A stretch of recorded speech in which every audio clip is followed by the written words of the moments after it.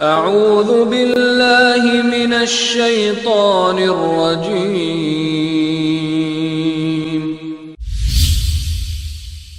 بسم اللہ الرحمن الرحیم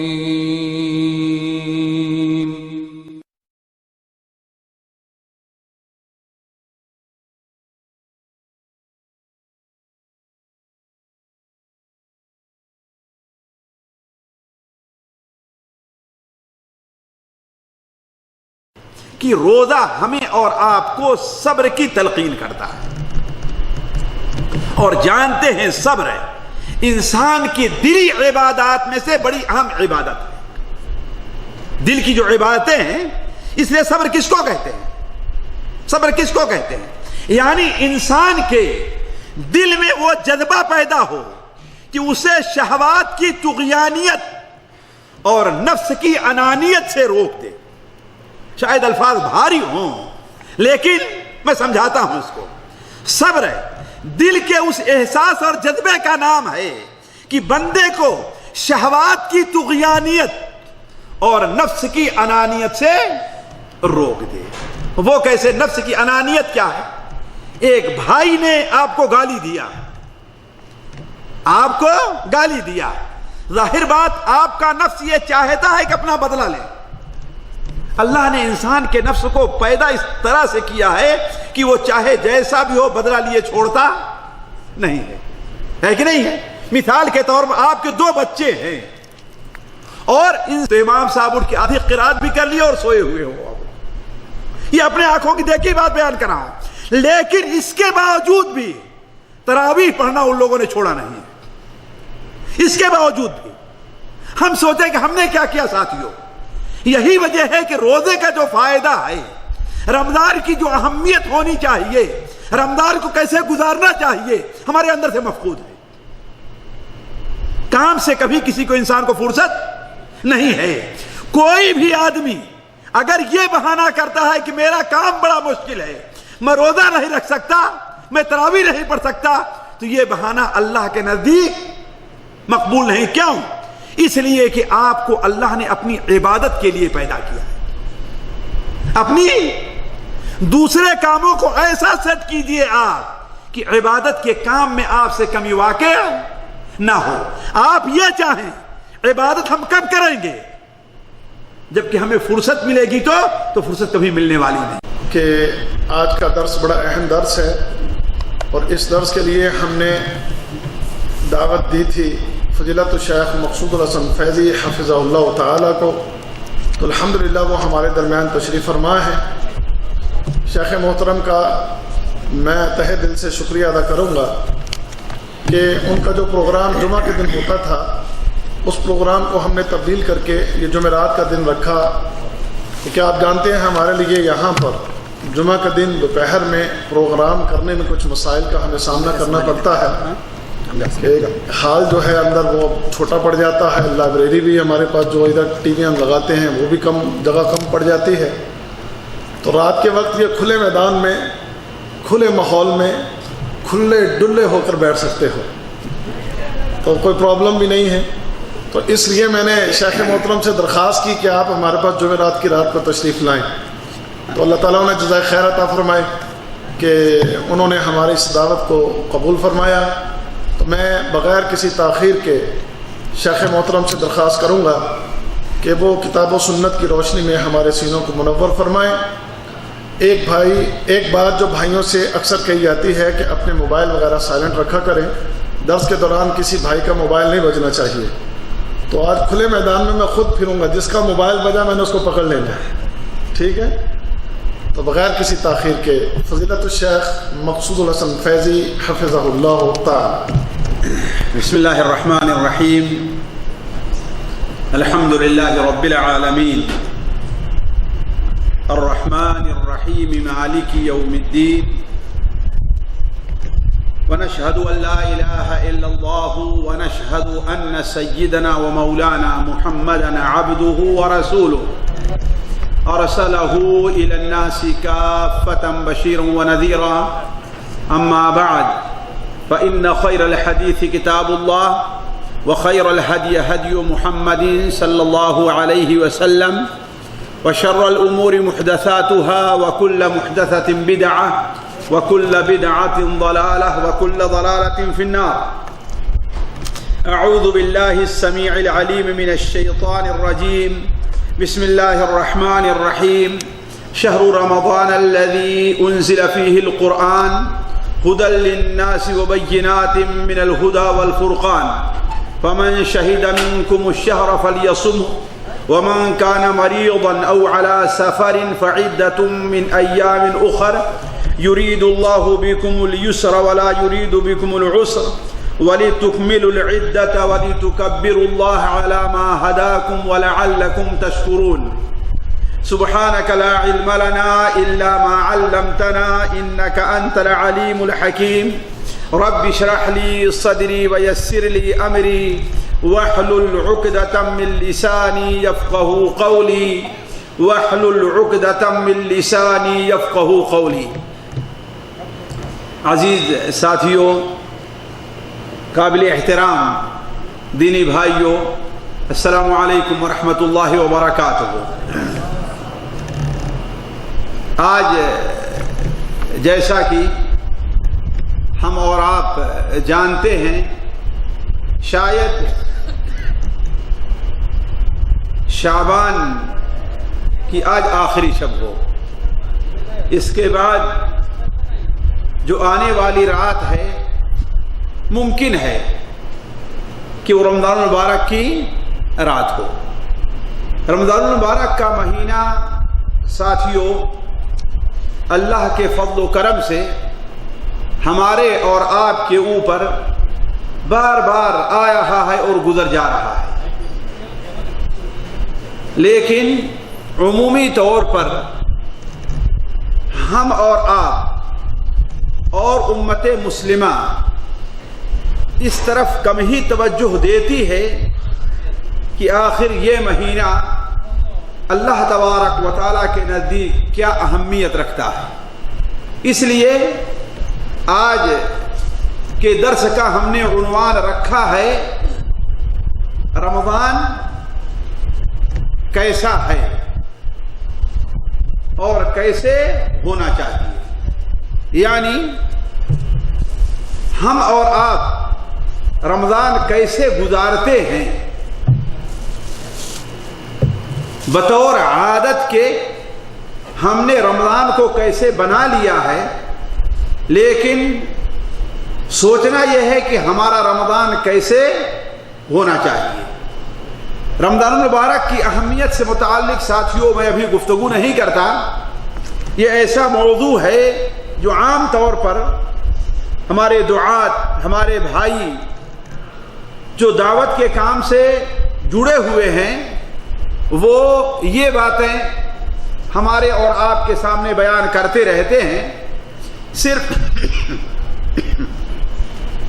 رمضان سے متعلق میں ایک بات کی طرف توجہ دلاؤں گا کہ یہ مبارک مہینہ ہم میں سے تمام بھائی ذرا غور کریں کہ کتنے بار ہمارے اوپر آ چکا ہے. کتنے بار آ چکا ذرا سوچیں. اور اگر اللہ نے ہمیں اور آپ کو طبعی عمر عطا فرمائی تو پھر بھی بار بار آتا رہے گا.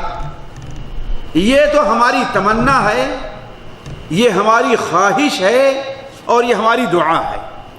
لیکن یہ ضروری نہیں ہے کہ ہر انسان کی تمنا پوری ہی ہو، ہر انسان کی خواہش مکمل ہی ہو، اور ہر انسان کی عمر میں اللہ تبارک و تعالیٰ نے وہ برکت ہی رکھی ہو جو وہ چاہتا ہے.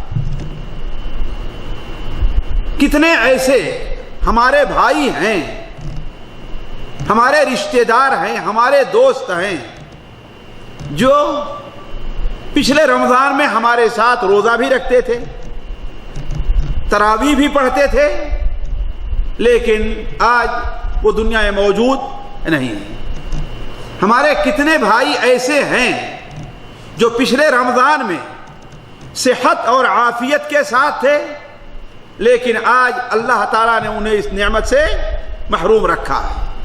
ہمارے کتنے ایسے بھائی ہیں جو پچھلے رمضان میں اللہ نے انہیں بڑی فرصت دی تھی, بڑا موقع دیا تھا, آسانی سے روزہ رکھ لیتے تھے, آسانی سے تراویح کے اندر شریک ہو جایا کرتے تھے, قرآن مجید کی تلاوت کر لیا کرتے تھے, لیکن آج وہ مشغول ہو گئے ہیں. تو سوچنے کی بات ہے کہ یہ زندگی کے حالات ہمارے اور آپ کے اوپر پیش آتے رہتے ہیں. یہ تعجب کی بات نہیں ہے, لیکن تعجب کی بات یہ ہے ساتھیوں کہ ہم اور آپ اس سے عبرت حاصل نہیں کرتے, ہم اور آپ اس سے سبق نہیں لیتے ہیں. ہم اپنے ہاتھ سے اپنے بھائی کا جنازہ اٹھاتے ہیں, لیکن ہم اسے دفن کرنے کے بعد اپنی زندگی کا محاسبہ اور مراجعہ نہیں کرتے کہ ہو سکتا ہے کہ چند دنوں کے بعد, چند لمحوں کے بعد میرا بھی جنازہ اسی طریقے سے اٹھایا جائے. ہم اپنی نظروں سے دیکھتے رہتے ہیں کہ یہاں پر ایکسیڈنٹ ہو رہا ہے اور ہمارا ایک مسلمان بھائی اس دنیا سے چلا جا رہا ہے, یا اپاہج ہو جا رہا ہے, یا اس حال میں اب زندگی گزار رہا ہے کہ اسے دنیا میں رہنے کا کوئی مزہ نہیں ہے. لیکن اپنی نظروں سے دیکھنے کے باوجود بھی ہمیں یہ عبرت نہیں ہوتی کہ ہو سکتا ہے کہ میں وہ شخص ہوتا, یا کل کوئی ضمانت نہیں ہے کہ ویسا میرے ساتھ معاملہ پیش آئے. بلکہ اس سے بھی تعجب کی بات ساتھیوں, ہمارے جو بھائی گاڑی چلاتے ہیں, ہمارے جو بھائی پیدل چلتے ہیں, بارہا ہماری اور آپ کی زندگی میں ایسے واقعات آئے ہوں گے کہ ہم کسی خطرناک ایکسیڈنٹ سے بچ جا رہے ہیں, ہم انجانے میں روڈ پار کر رہے ہیں, اس طرف سے کوئی تیزی سے گاڑی آ رہی ہے اور ہم میں اور ان میں چند بالشت کا فاصلہ رہ جاتا ہے. اگر وہی گاڑی ہمیں ٹھوکر مار دی ہوتی تو شاید ہم آج اس اور دنیا میں, یہ بھی ہمارے اوپر معاملہ پیش آتا ہے, لیکن ہمیں اور آپ کو اس سے بھی عبرت نہیں ہوتی. تو کہنے کا مطلب کہ یہ نہیں ہے کہ رمضان مبارک کا مہینہ ہم پاتے نہیں ہیں, ہم پاتے ہیں, لیکن تعجب اس سے ہے کہ ہم اس مبارک مہینے کی قدر نہیں کرتے. ساتھیوں, شریعت کی اصطلاح میں اس مبارک مہینے کی قدر کیا ہے, اس کے فضائل کیا ہیں, اگر صرف وہی چیز رکھی جائے تو آج کے جو درس کا وقت ہے پورا ختم ہو جائے گا. لیکن صرف متنبہ کرتے ہوئے, آپ لوگوں کی توجہ دلاتے ہوئے صرف ایک حدیث آپ کے سامنے رکھتا ہوں, جسے نبی کریم صلی اللہ علیہ وسلم کے مشہور صحابی حضرت طلحہ ابن عبید اللہ رضی اللہ عنہ بیان فرماتے ہیں, حضرت سعد بن ابی وقاص رضی اللہ تعالیٰ عنہ بیان فرماتے ہیں, حضرت ابو ہریرہ کی روایت بھی اس معنی میں ہے, وہ مسند احمد اور دیگر کتب حدیث میں ہے. حضرت طلحہ ابن عبید اللہ بیان فرماتے ہیں کہ قبیلے بلی کے 2 آدمی آ کر کے مسلمان ہو جاتے ہیں, نبی کریم صلی اللہ علیہ وسلم خدمت میں حاضر ہوتے ہیں اور مسلمان ہوتے ہیں. اللہ کے رسول صلی اللہ علیہ وسلم نے ان دونوں کی رعایت اور ان دونوں کی تربیت اور تعلیم کو میرے ذمہ لگایا. کس کے؟ حضرت طلحہ ابن عبید اللہ رضی اللہ تعالیٰ عنہ کے, کہ میں انہیں دین سکھاؤں, میں ان کی تربیت کروں اور ساتھ ساتھ ان کے کھانے پینے کا بھی میں انتظام کروں. حضرت طلحہ رضی اللہ عنہ فرماتے ہیں کہ ان میں کا ایک بھائی تو ماشاءاللہ بڑا ہی عبادت گزار تھا, دین حاصل کرنے میں بڑی کوشش کرتا تھا, بڑی محنت کرتا تھا. ابھی اسے آئے ہوئے چند دن ہی گزرے تھے کہ اللہ کے رسول صلی اللہ علیہ وسلم نے ایک فوجی ٹولی بھیجی اور وہاں پر وہ شہید ہو گیا, اللہ کا پیارا ہو گیا. اس کا دوسرا بھائی سال بھر زندہ رہا ہے. کتنا؟ سال بھر زندہ رہا, اور پھر اس کا انتقال بھی بستر کے اوپر ہو رہا ہے. سال بھر زندہ رہا اور اس کا انتقال بھی بستر کے اوپر ہو رہا ہے. جس رات اس کا انتقال ہوا, اسے دفن کر کے واپس آئے تو ہم نے خواب دیکھا کہ قیامت بپا ہے، حشر کا میدان قائم ہے. کہا کہ میں بڑھا جنت کی طرف، جنت کے دروازے پر بڑھتا ہوں تو کیا دیکھتا ہوں کہ جنت کا دروازہ بند ہے.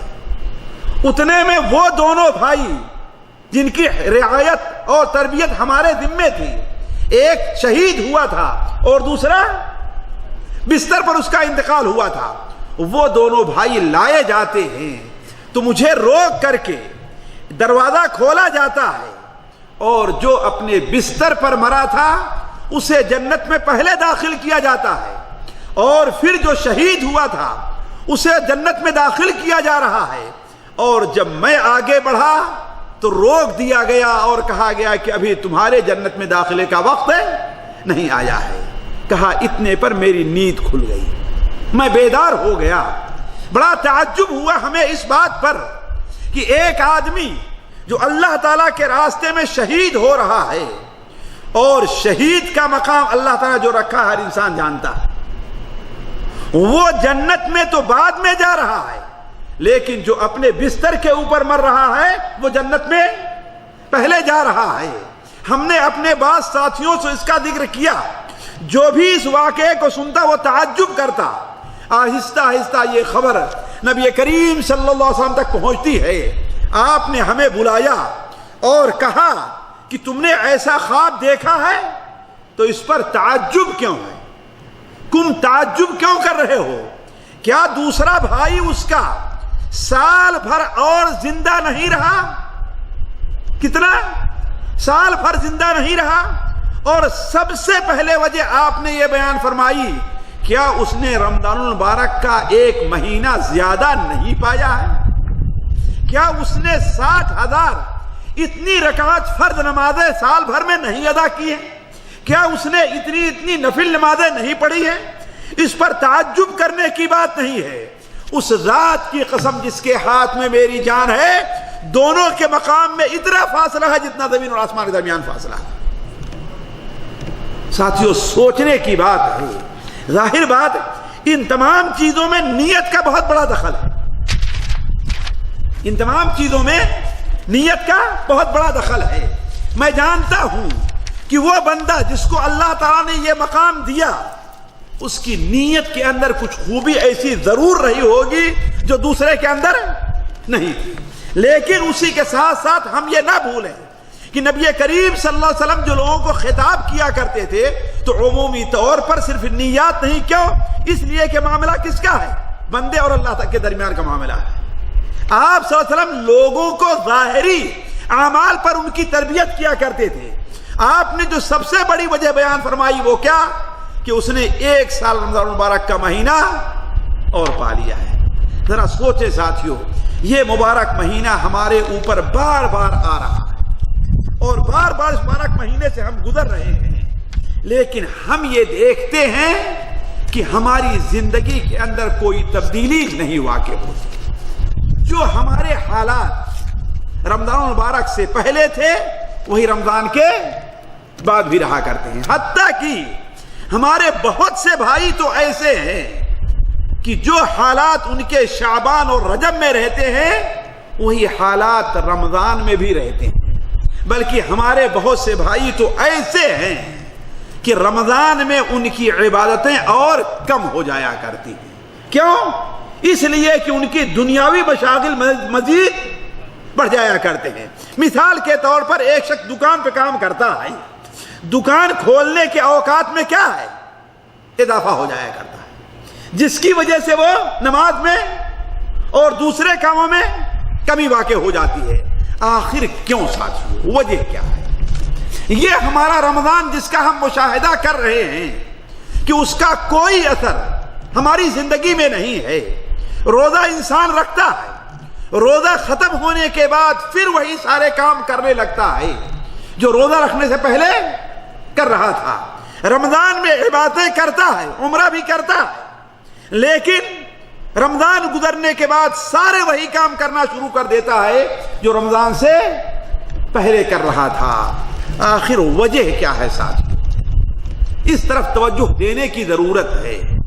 اسی لیے ہم نے کہا میں آپ کے سامنے آج رمضان المبارک کے فضائل اور مسائل نہیں بیان کرتا، حالانکہ اس کی اپنی ایک اہمیت ہے، فضائل کی اور مسائل کی ایک اہمیت ہے، لیکن اس لیے کہ ہمارے دعات بھائی یہ چیزیں آپ کے سامنے بار بار رکھتے ہیں، تو میں خود اپنے آپ کو اور تمام لوگوں کو اس طرف متوجہ کرنا چاہوں گا کہ آخر وہ کہاں سے کمی ہے کہ رمضان ہمارے لیے اس قدر مفید نہیں ہے جس قدر مفید ہمارے سلف کے بارے میں تھا۔ ذرا سوچئے کتنے بھائی ہمارے یہاں موجود ہیں، کتنے بھائی موجود ہیں، میں ایک ایک سے سوال نہیں کرتا، لیکن سوچیں کیا رمضان کی آمد سے پہلے انہیں رمضان کے آنے کی خوشی ہے؟ سوچ نہیں، ہر آدمی اپنی زبان سے کہے گا ہاں، کوئی نہیں کہے گا، لیکن میں یہ سوال نہیں کروں گا، اس لیے کہ اگر پوچھنے لگے ہر ایک سے، ہر آدمی اگر سچ بولنا چاہے تو شاید ہم بھی اس کے اندر داخل۔ ایک سوال ہے، کیا رمضان کی آمد سے پہلے مہینہ 2 مہینہ پہلے ہم نے اور آپ نے دعا کی کہ اے اللہ تبارک و تعالی ہمیں رمضان مبارک تک بخیر و عافیت پہنچا دے، بصحت ہمیں رمضان مبارک تک زندہ رہا، کیا ہم نے یہ دعا کی؟ آیا وہ ہمارے سلف اور وہ بزرگ، خواہ تابعی ہوں خواہ صحابی ہوں، ان کے بارے میں آتا ہے کہ رمضان المبارک کے گزر جانے کے بعد آنے سے 6 مہینہ پہلے وہ لوگ دعائیں کرتے تھے کہ اللہم سلمنی الی رمضان وسلم لی رمضان، اے اللہ تبارک و تعالی رمضان تک ہمیں سلامت زندہ رکھ، رمضان تک ہمیں سلامت زندہ رکھ، اور رمضان کو ہمارے لیے بھی باعث سلامتی بنا، یعنی رمضان میں ہم زندہ رہ کر کے رمضان کا حق بھی ادا کر سکیں۔ اور جب رمضان گزر جایا کرتا تھا تو 6 مہینے تک وہ دعائیں کیا کرتے تھے کہ اے اللہ تبارک و تعالی رمضان المبارک میں جو ہم نے عبادت کی ہے اسے تو قبول فرما۔ گویا ان کا پورا سال ساتھیوں رمضان کی فکر اور رمضان کے غم میں گزرتا تھا، ان کا پورا سال رمضان کی فکر میں آنے کے لیے 6 مہینہ اور 6 مہینہ رمضان کے غم میں گزرا کرتا تھا۔ تو کیا ہمارے اندر بھی یہ احساس ہے، ہمارے اندر بھی یہ جذبات ہیں، یا کہ رمضان المبارک کی آمد سے پہلے ہمارے دل کے اندر خلبلی مچی ہوئی ہے، ہم پریشان ہیں؟ بلکہ اگر کل کا جب دن ہوگا انتظار تو ضرور کر رہے ہیں کہ چاند ہوتا ہے کہ نہیں ہوتا ہے۔ ہم میں سے کتنے بھائی ایسے ہیں کہیں گے کاش کے ایک دن چاند اور نہ ہے کہ نہیں، کہ غلط ہے؟ اور عید کا معاملہ آتا ہے تو ہر ایک کی دعا اور خواہش رہتی ہے کہ کاش کے چاند کتنے کا ہو جائے، 29 کا ہو جائے، 28 کا ہو جائے۔ چلیے 28 تو شاید کبھی لوگ دعا کرتے ہوں گے، اس لیے 28 کا مہینہ نہیں ہوتا، لیکن کم سے کم یہ پوری کوشش رہا کرتی ہوگی کہ 29 کا مہینہ کیوں؟ آخر رمضان سے یہ خوف کیوں ہے ساتھی؟ رمضان سے یہ ڈر کیوں ہے؟ وجہ اس کی یہ ہے کہ رمضان المبارک کو ہمیں جیسے گزارنا چاہیے ویسے ہم نے نہیں گزارا، بعض کوتاہیاں ہوتی ہیں، اسی طرح میں توجہ دلاؤں گا۔ پہلی چیز تو یہ ہے ساتھیوں کہ رمضان المبارک کی سب سے اہم عبادت کیا ہے؟ جی روزہ ہے، اور تراویح، روزہ، اور آخر اس کی حکمت کیا ہے، اس کا فائدہ کیا ہے؟ ایک فائدہ تو ظاہر ہے کہ اسلام کا رکن ہے، ہم اس کے اوپر عمل کر رہے ہیں، اس میں کوئی شک نہیں ہے، لیکن اصل روزے کی حکمت کیا ہے؟ ایک عالم نے، ایک ہندوستانی عالم نے، یہ اس وقت کی بات ہے کہ متحدہ ہندوستان تھا، عالم نے لکھا کہ اللہ تعالیٰ نے کوئی عبادت بندے کے اوپر فرض نہیں کی ہے الا یہ کہ انسان کے لیے اس میں 4 فائدے نہ ہوں۔ روحانی فائدہ بھی ہے، جسمانی فائدہ بھی ہے، اس میں مادی فائدہ بھی ہے، اور معاشرتی فائدہ بھی ہے، 4 فائدے ہیں۔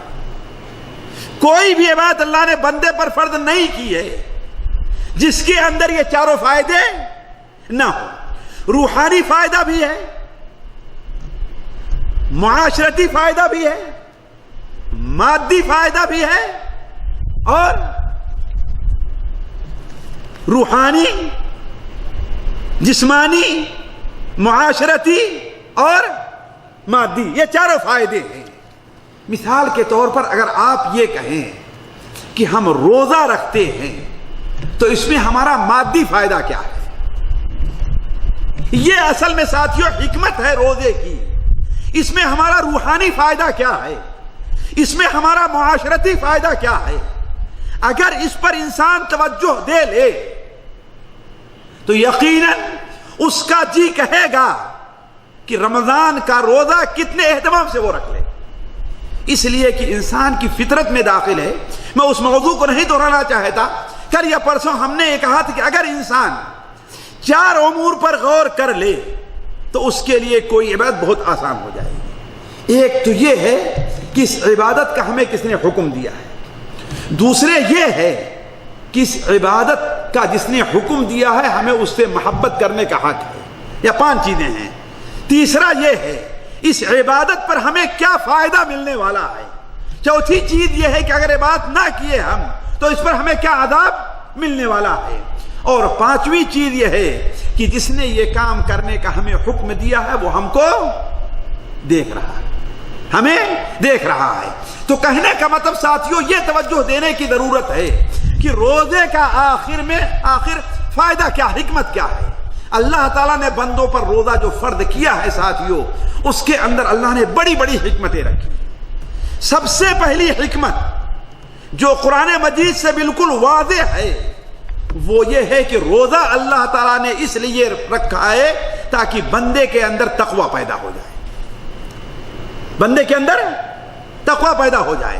اب اگر روزہ ہم اس نیت سے رکھیں کہ ہمارے اندر تقوی پیدا ہو, ہم یہ سوچ کر کے رکھیں, ہم یہ کوشش کریں, تو یقین مانے کہ ہمارے روزے میں اور عام روزے کے اندر بہت فرق ہوگا. اس لیے کہ اللہ تعالیٰ ارشاد فرماتا ہے یا ایھا الذین آمنوا کتب علیکم الصیام کما کتب علی الذین من قبلکم لعلکم تتقون. تمہارے اوپر روزہ اس لیے اسی طرح فرض کیا گیا ہے جیسے تم سے پہلی امتوں پر فرض کیا گیا, لعلکم تتقون, تاکہ تم لوگ متقی اور پرہیزگار بن جاؤ. ساتھیو تقوی ہے کیا چیز؟ تقوی کسے کہتے ہیں؟ تقوی دل کی کہ اس احساس, دل اور ضمیر کے اس احساس کا نام ہے کہ اس کی وجہ سے انسان کی رغبت نیکی کے کام کی طرف اور برائی کے کام سے اسے نفرت اور الجھن. یہ چیز اگر ہمارے دل میں پیدا ہے تو گویا ساتھیوں ہم متقی ہیں. دل اور ضمیر کے اس احساس کا نام ہے کہ نیکی کے کام کی طرف ہماری رغبت پیدا ہو اور برائی کے کام سے ہمیں نفرت ہو. اگر یہ احساس ہمارے اندر پایا گیا تو گویا ہم کیا متقی ہیں.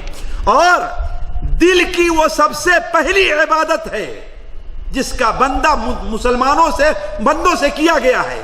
اسی لیے جتنے نبی اس دنیا میں آئے ہیں ان کی دعوت کے سب سے پہلی چیزوں میں ایک چیز یہ رہی ہے کہ تم لوگ متقی بن جاؤ.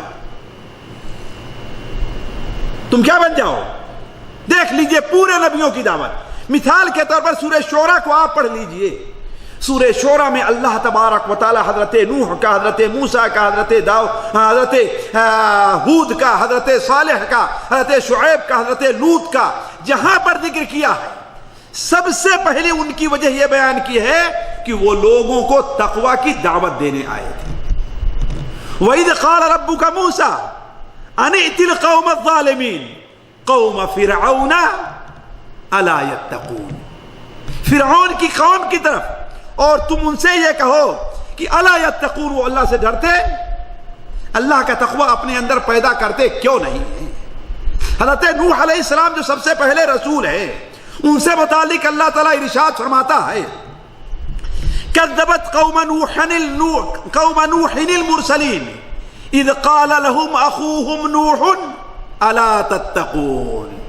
قوم نوح نے رسولوں کو جھٹلایا جب ان کے بھائی نوح علیہ السلام نے کہا کہ الا تتقون.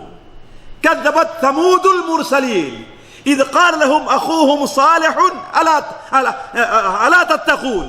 كذبت عاد للمرسلين اذ قال لهم اخوهم هود الا تتقون. دیکھیے تمام نبیوں کی دعوت کیا رہی ساتھیوں؟ تقویٰ ہے. تو کہنے کا مطلب سب سے اہم چیز ساتھیوں یہ ہے کہ ہم اللہ تعالیٰ کا تقویٰ اپنے اندر پیدا کریں. بلکہ اگر آپ سوچیں تو نماز اللہ نے اسی لیے مشروع قرار دیا ہے کہ لوگ متقی بن جائیں. زکوٰۃ اسی لیے فرض ہے کہ لوگ، حج اسی لیے فرض ہے کہ لوگ، اور روزہ کی سے متعلق تو گفتگو ہو ہی رہی ہے کہ روزے کی بہت بڑی حکمت کیا ہے؟ متقی. نماز کیوں؟ اس لیے کہ اللہ تعالیٰ قرآن مجید میں ارشاد فرماتا ہے ان الصلاۃ تنہا عن الفحشاء والمنکر. نماز کس سے روکتی ہے؟ کس سے؟ فحش، بے حیائی اور گناہ کے کاموں سے. اسی لیے حضرت عبداللہ ابن مسعود ہیں، حضرت ابو ہریرہ ہیں، عبداللہ ابن عباس ہیں، حضرت عمران ابن حسین ہیں، بہت سے صحابہ کرام کا یہ قول ہے کہ جس کی نماز اسے گناہوں سے نہیں روکتی ہے وہ نماز اسے اللہ کے قریب کرنے کے بجائے اللہ سے دور کر دے رہی ہے. وہ نماز جو اللہ کے قریب نہ کرے، اس کا مطلب کیا ہے؟ گویا اس کی نماز میں خلل ہے، وہ صحیح طور پر نماز. اسی لیے ساتھیوں مسند احمد کی میں ایک حدیث پڑھ رہا تھا کہ اللہ کے حضرت مغیرہ ابن شعبہ کی شاید روایت ہے کہ نبی کریم صلی اللہ علیہ وسلم، حضرت ابو ہریرہ کی روایت ہے کہ نبی کریم صلی اللہ علیہ وسلم بعد ایک شخص آتا ہے اور کہتا ہے اے اللہ کے رسول صلی اللہ علیہ وسلم، فلاں آدمی نماز بھی پڑھتا ہے اور جب صبح ہوتی ہے تو چوری کر لیتا ہے. فلاں آدمی رات کو تہجد بھی پڑھتا ہے اور صبح کو چوری کرتا ہے. تو آپ نے کیا بیان فرمایا؟ اس کی نماز اسے اس کام سے روک دے گی. صلاتہ، اس کی نماز ان قریب اسے اس کام سے روک دے گی. کیوں؟ اس لیے کہ سنن ترمذی میں نبی کریم صلی اللہ علیہ وسلم کی حدیث ہے، حضرت ابو امامہ بیان فرماتے ہیں کہ آپ صلی اللہ علیہ وسلم نے ارشاد فرمایا علیکم بقیام اللیل، تم لوگ قیام اللیل کا اہتمام کرو. کیوں؟ وجہ کیا ہے؟ اس لیے کہ پہلا فائدہ تو یہ ہے کہ یہ تم سے پہلے جو نیک لوگ تھے ان کا طریقہ رہا ہے. اور دوسرا فائدہ کیا ہے؟ قیام اللیل گناہ کے کام سے تمہیں روکنے والی ہے، گناہ کے کام سے. تو عرض کرنے کا مقصد یہ ہے ساتھیوں، نماز اسی لیے مشروع ہے کہ انسان کیا بنے؟ متقی بنے. زکوٰۃ کیوں لی جاتی ہے؟ تاکہ انسان کے اندر تقویٰ پیدا ہو. اسی لیے اللہ تعالیٰ منافقین سے متعلق بیان فرماتا ہے کہ جو لوگ توبہ کر لیں تو خذ من اموالہم صدقۃ تطہرہم وتزکیہم بہا وصلی علیہم فإن صلاتک سکن لہم.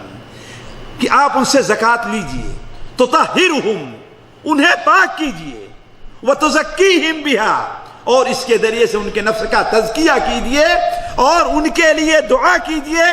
آپ کی دعا ان کے لیے دل کے سکون کا سبب ہوگا. تو عرض کرنے کا مقصد یہ ہے ساتھیوں کہ پہلی حکمت روزہ رکھنے کی یہ ہے کہ انسان کیا بنے؟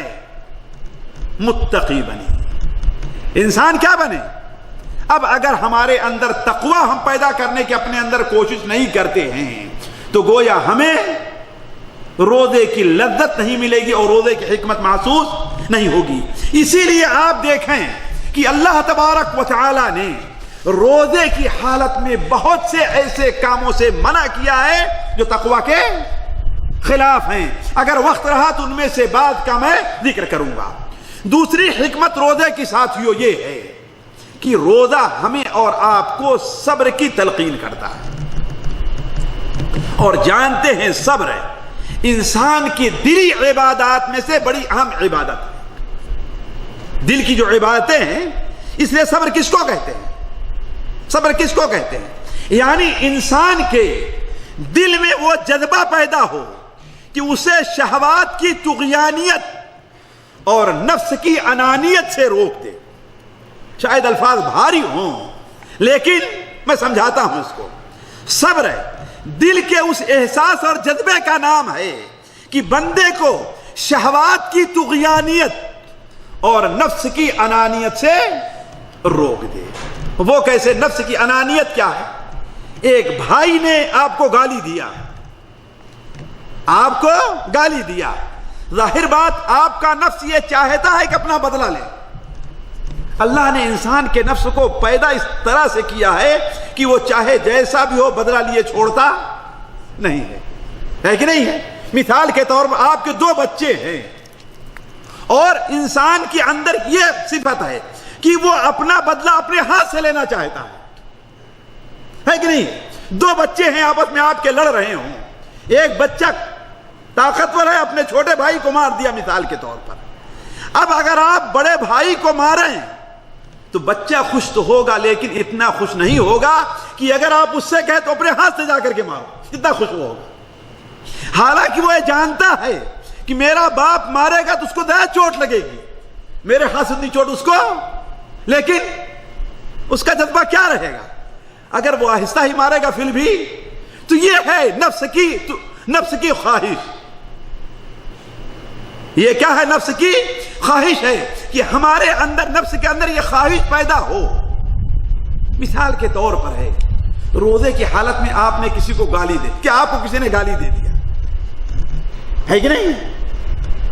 آپ کا جی تو کہتا ہے کہ ہمیں ایک گالی دیا ہے تو ہم اس کو 2 گالیاں دیں. جیسے ہم کہتے ہیں ہم اینٹ کا جواب پتھر سے دینا جانتے ہیں، ہے کہ نہیں؟ لیکن آپ روزہ ہیں تو صبر کیجئے. آپ روزہ ہیں تو صبر کیجئے. اسے گالی کا بدلہ الٹ کر کے آپ گالی دینے کے بجائے کیا کہیں؟ بھائی جاؤ اللہ تمہارا بھلا کرے، میں روزے سے ہوں. صبر کیا کہ نہیں کیا؟ تو اسی طریقے سے کہنے کا مطلب کہ شہوت کی طغیانیت کیا ہے؟ ہر انسان کے اندر اللہ نے الگ الگ شہوت رکھی ہے. انسان جا رہا ہے سعودیہ میں، یہاں رہتا ہے، اپنے بیوی بچوں سے سال ہو گیا، 1.5 سال ہو گیا، 2 سال ہو گیا دور ہے. ظاہر بات سامنے سے کوئی بے پردہ عورت جا رہی ہے، یا چھوڑ دیجئے اس کو، آج موبائل اور نیٹ کا زمانہ ہے، موبائل اور نیٹ کے اوپر فحش اور گندی تصویریں آ رہی ہیں. شہوت کہتی ہے، دیکھنے کا جی کہتا ہے، لیکن آدمی سوچ لے کہ روزہ ہے، اولا تو یہ نہیں دیکھنا چاہیے، لیکن روزہ ہے، روزے کی حالت میں کیسے؟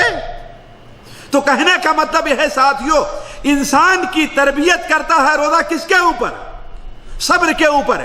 اسی لیے علماء کہتے ہیں صبر کی جو 3 قسمیں ہیں، روزے کے اندر وہ تینوں قسمیں پائی جا رہی ہیں. صبر کی 3 قسمیں کون کون سی ہیں ساتھیوں؟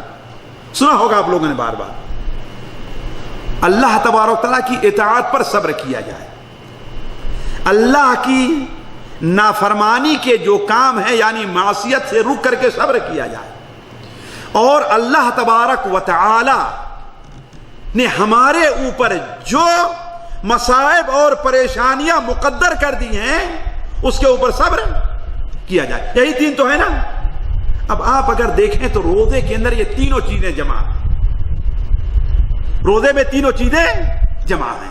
ظاہر بات ہے روزہ بڑے دنوں میں آ رہا ہے، آپ کام کرتے ہیں، محنت کا کام ہے، آپ سوچتے ہیں، تردد کرتے ہیں، آگے پیر قدم بڑھاتے ہیں، پیچھے لے آتے ہیں کہ اگر روزہ رکھ کر کے میں اتنا مشکل کام کیسے کر پاؤں گا. یا ہمارے بھائی جو یہاں پر بیٹھے ہوئے ہیں یا تراویح کے اوپر پڑھنے کے لیے کھڑے ہوئے، امام صاحب ارے بھائی فلاں مسجد میں جائیں تو بڑی لمبی تراویح پڑھاتے ہیں، ایک صفحے میں ایک رکعت میں ایک صفحہ پڑھتے ہیں.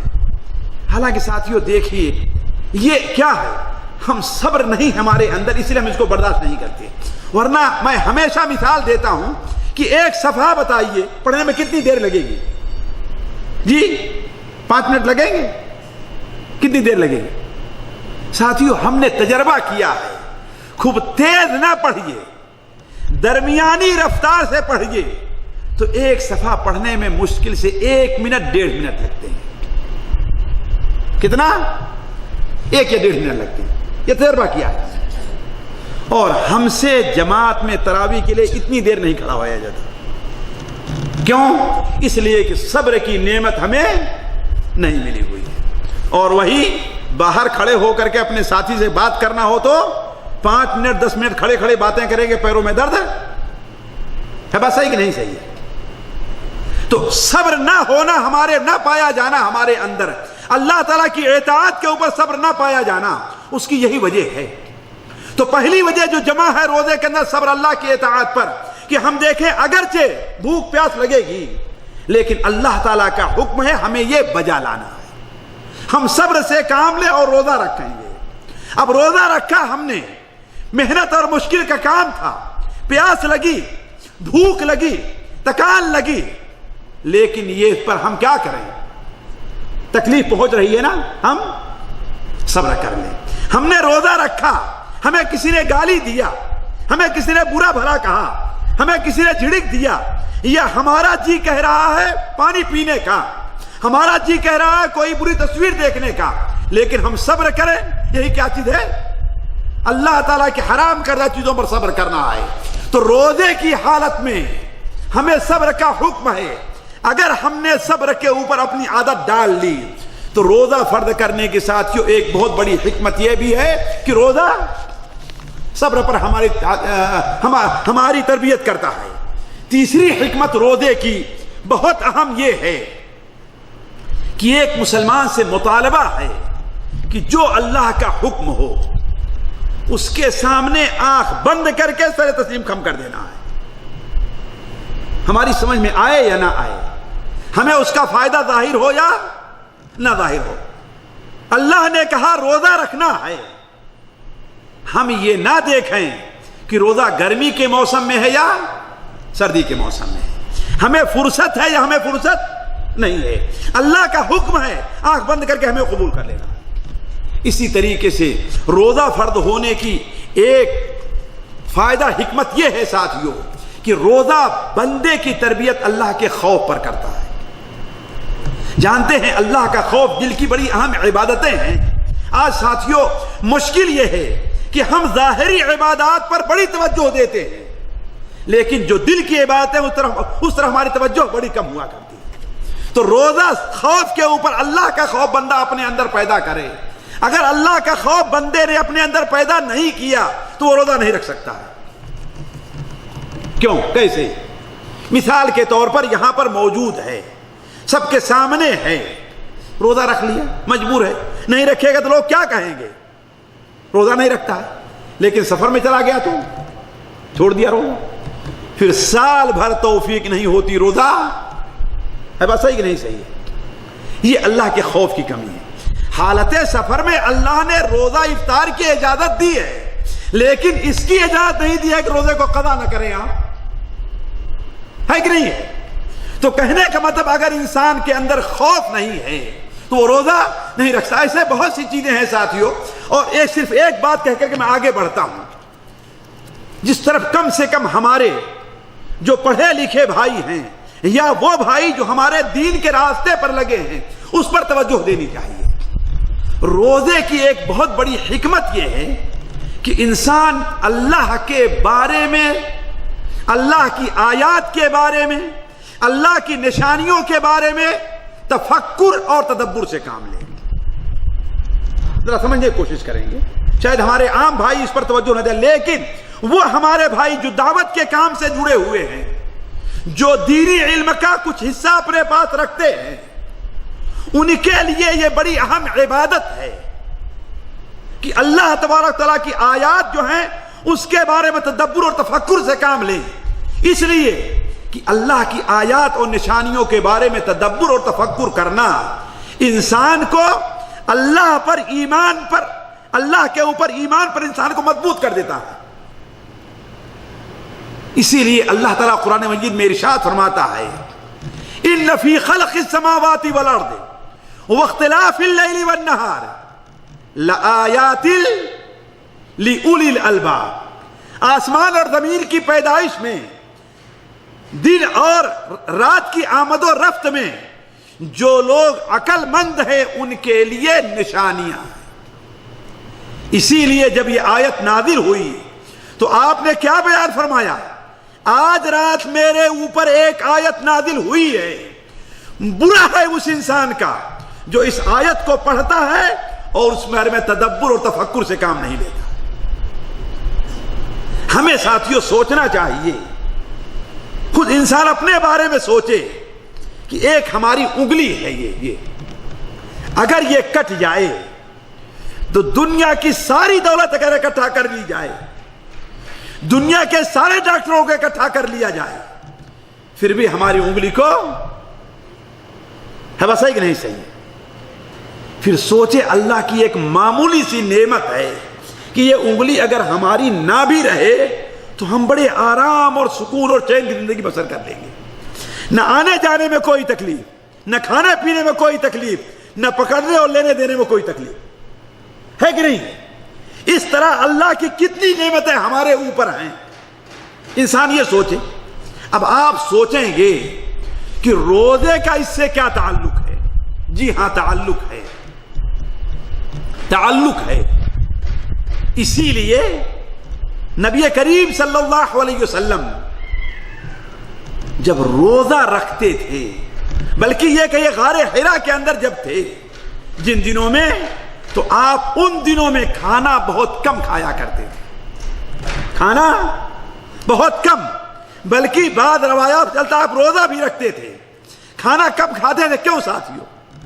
اس لیے کہ انسان جتنا کھانا کھائے گا اتنا ہی اس کا معدہ مشغول رہے گا، اور معدے سے اتنے ہی بخار اور گیس نکلے گی جو اس کے دماغ اور دل پر چھا جائے گی، اور اس کے اندر سوچنے اور فکر کرنے کی قوت نہیں رہے گی۔ اور جو انسان اپنے آپ کو بھوکا رکھے گا اس کا دماغ اتنا ہی زیادہ کام کرے گا۔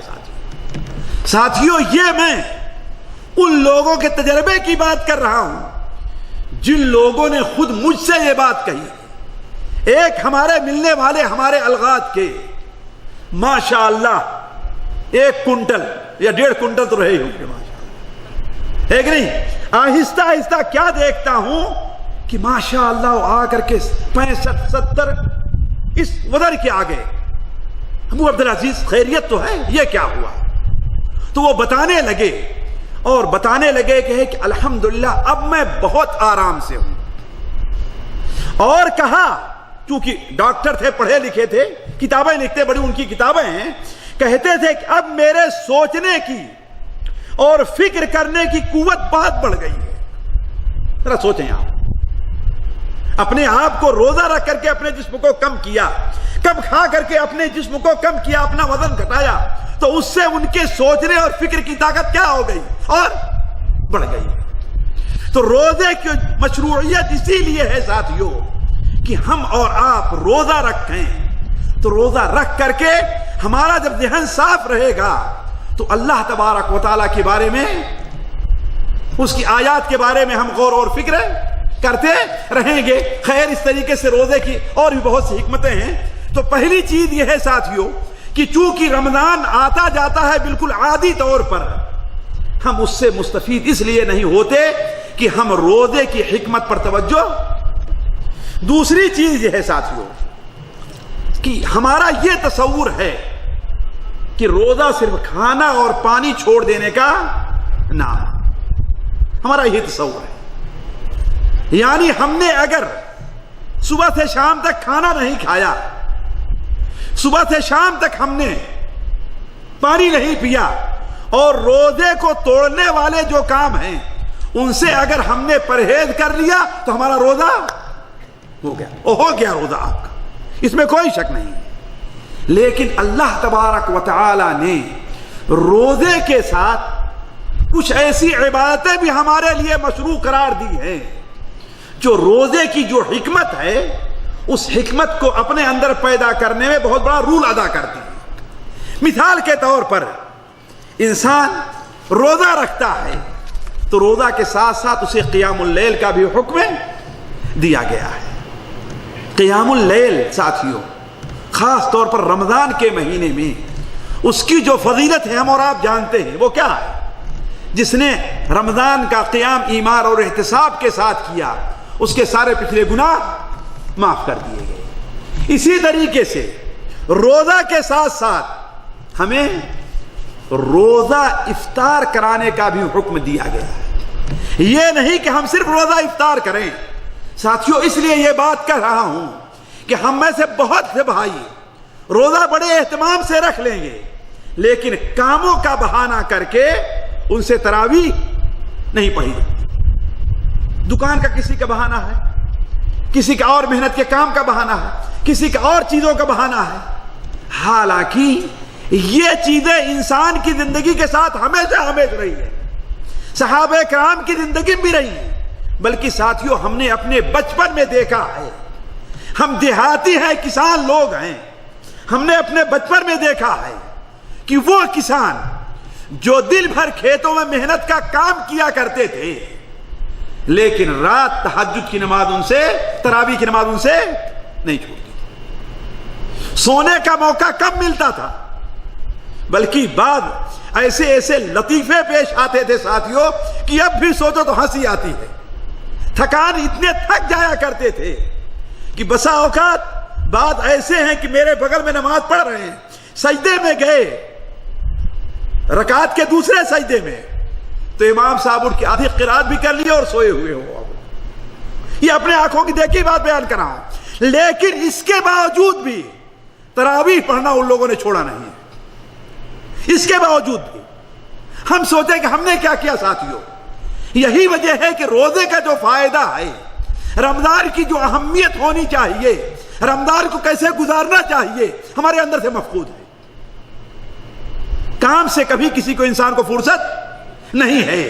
کوئی بھی آدمی اگر یہ بہانہ کرتا ہے کہ میرا کام بڑا مشکل ہے، میں روزہ نہیں رکھ سکتا، میں تراویح نہیں پڑھ سکتا، تو یہ بہانہ اللہ کے نزدیک مقبول نہیں۔ کیوں؟ اس لیے کہ آپ کو اللہ نے اپنی عبادت کے لیے پیدا کیا ہے۔ اپنی دوسرے کاموں کو ایسا سیٹ کیجئے آپ کہ عبادت کے کام میں آپ سے کمی واقع نہ ہو۔ آپ یہ چاہیں عبادت ہم کب کریں گے؟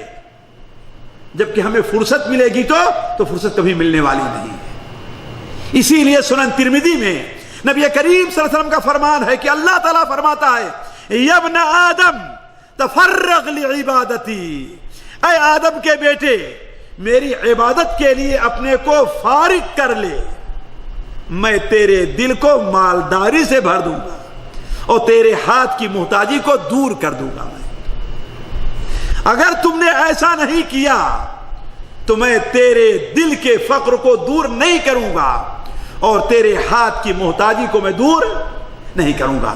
مشغول ہی تو رہے گا، تجھے کبھی فرصت نہیں ملے گی۔ تو کہنے کا مطلب یہ ہے ساتھیوں، صرف روزہ یہی نہیں ہے، روزے کا فائدہ ہمیں ایسے نہیں ملے گا کہ صرف ہم کھانا پینا چھوڑ کر کے روزہ رکھ لیں، بس نہیں۔ روزے کے ساتھ ساتھ اللہ تعالیٰ نے جو عبادتیں ہمارے لیے مشروع قرار دی ہیں ان کا بھی اہتمام ضروری ہے۔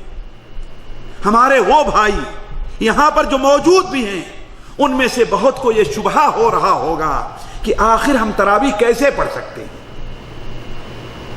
یقیناً شبہہ ہے، اس لیے کہ آج مادیت کے دور میں ہمارے وہ بھائی کہیں گے، ہاں بھائی وہ لوگ دن میں بڑی محنت کا کام کرتے تھے لیکن رات میں ان کا کوئی کام نہیں ہوا کرتا تھا، اور آج ہمارا کام کیا ہے؟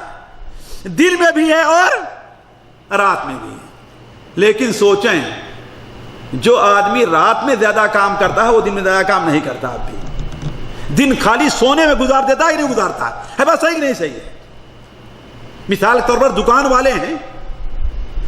والے ہیں، اگر 1 بجے تک دکان کھلی رہتی ہے تو دوبارہ ان کی دکان کب کھلتی ہے؟ دوپہر کے بعد یا عصر کے بعد ہی کھلتی ہے۔ بات صحیح کہ نہیں صحیح ہے؟ آخر ان سے آپ صرف اس بارے میں مختلف رہے کہ وہ دن میں کام کرتے تھے، آپ رات میں کام کرتے ہیں، ورنہ یہ نہیں ہے کہ آپ زیادہ دیر کام کرتے وہ کم دیر کام کرتے تھے۔ تو جیسے ان لوگوں نے اپنے وقت کو سیٹ کیا، اگر اللہ سے انہیں محبت تھی، عبادت کے کام سے محبت تھی، تو ایسے آپ بھی اپنے وقت کو سیٹ کر لیں۔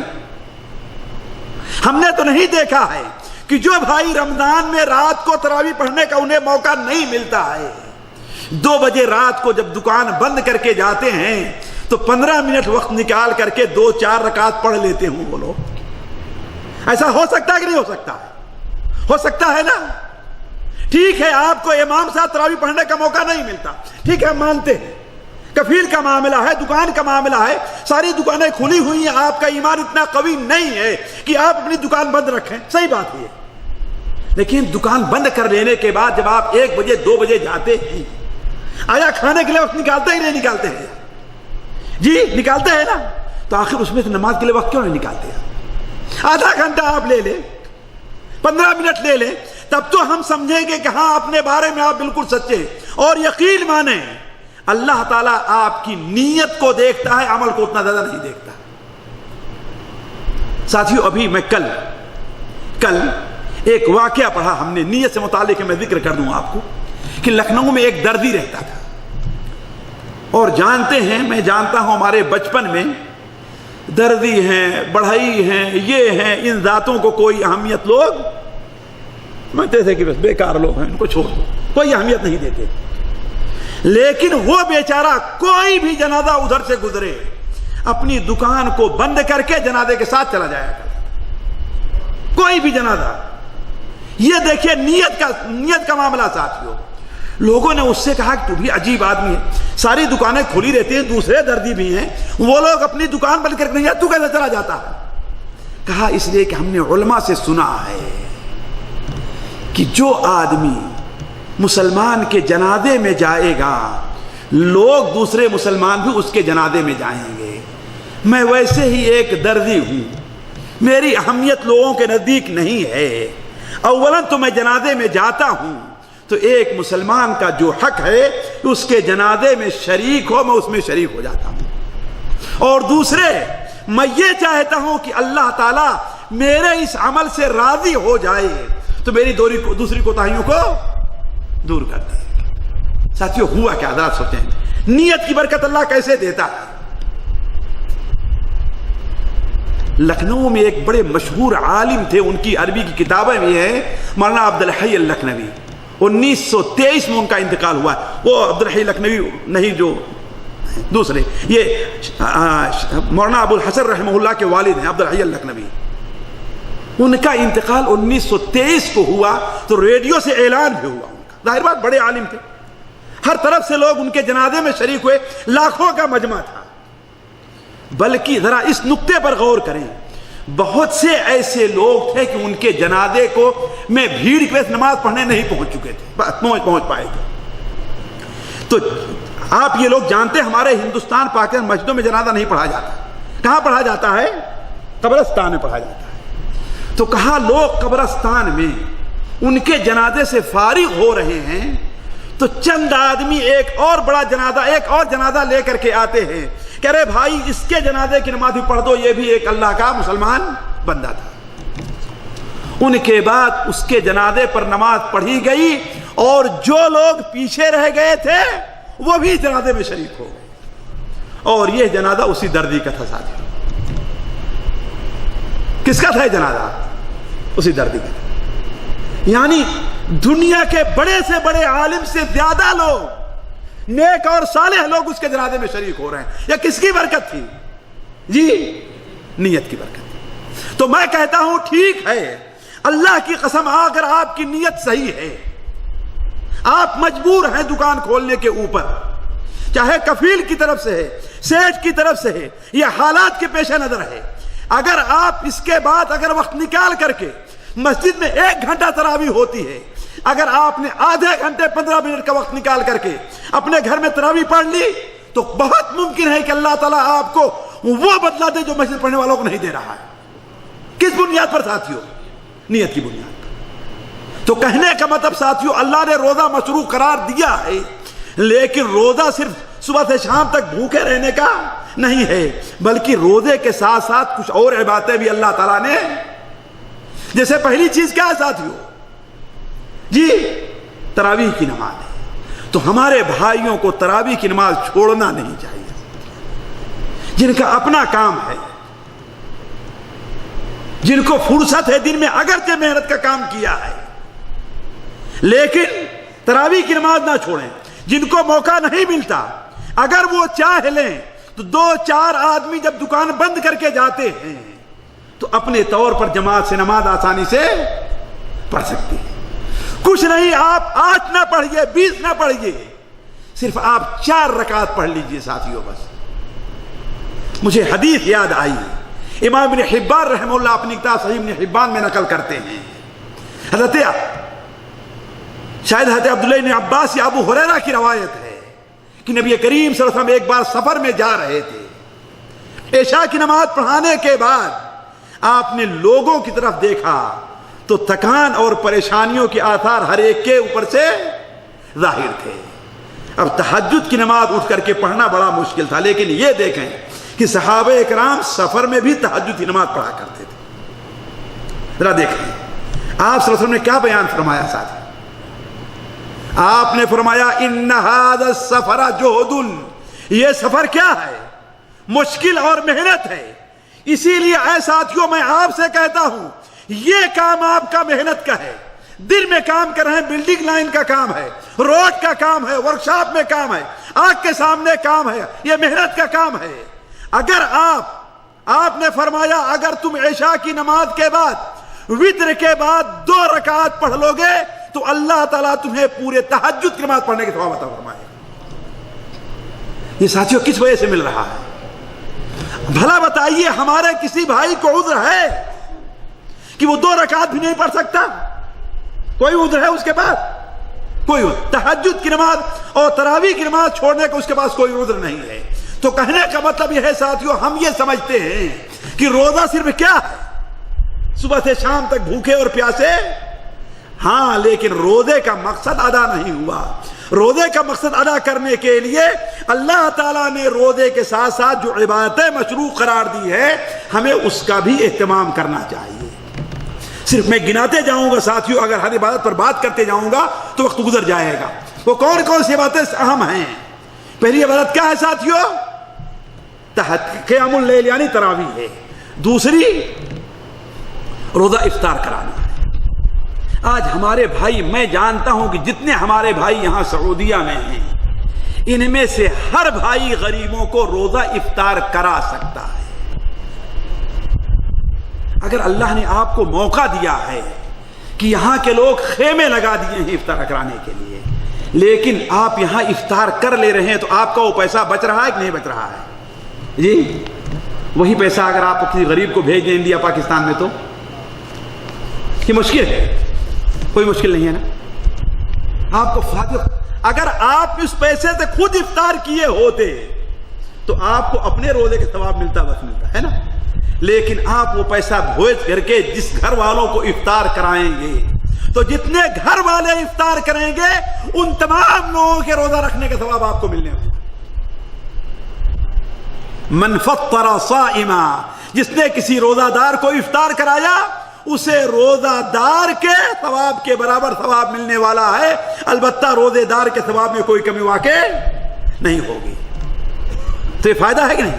ہمارے کتنے بھائی اس پر غور کرتے ہیں؟ ذرا سوچیں، سوچ لیں ساتھیوں، ابھی وقت ہے، آپ اپنے ملک میں بھیج سکتے ہیں اور کوئی یہ نہیں کہہ سکتا ہے کہ ہمارے پڑوس میں، ہمارے محلے میں، ہمارے رشتہ داروں میں، ہمارے قرابت داروں میں کچھ محتاج اور پریشان لوگ نہیں ہیں۔ آج آپ کو اللہ کی قسم یہاں وہ کھجور کھانے کو ملتی ہے جو ان لوگوں کو دیکھنے کو نہیں ملتی، اور شاید رمضان میں آپ کو بھی دیکھنے کو نہ ملتی ہو۔ ہم نے دیکھا اسی بریدہ کے اندر وہ سکری، وہ کھجور بڑی بڑی کہ ہمارے شہر میں دیکھنے کو لوگوں کو نہیں ملتی، آپ کو مفت مل رہی، کس لیے؟ روزہ افطار کرنے کے لیے۔ لیکن آپ کے محلے اور گاؤں میں جو لوگ ہیں، کتنے ایسے بچے ہوں گے کہ سال گزر جاتا ہوگا انہیں کھجور کھانے کو نہیں ملتی ہوگی۔ ہے بات صحیح کہ نہیں صحیح ساتھیوں؟